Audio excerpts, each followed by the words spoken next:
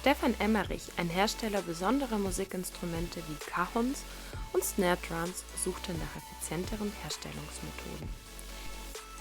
Im Jahr 2020 entschied er sich für den Einsatz einer CNC-Maschine von Mecha Plus und der WinPCNC-Software, um seinen Workflow zu optimieren.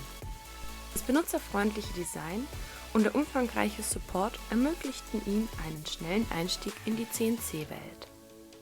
Dank der Vierachsenmaschine und der Rundachsentechnologie von WinPCNC konnte Stefan Emmerich die Herstellung von seiner 35 cm durchmessenden Trommeln deutlich steigern.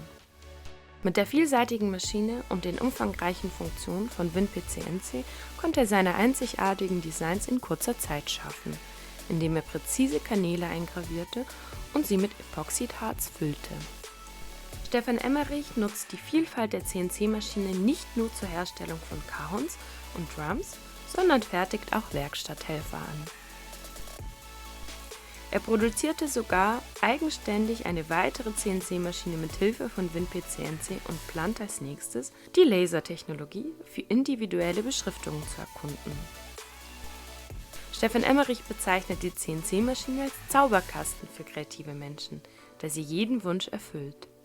Dank der Kombination aus CNC-Maschine und WinPCNC konnte er seine Instrumente präzise individualisieren und seinen Workflow erheblich verbessern.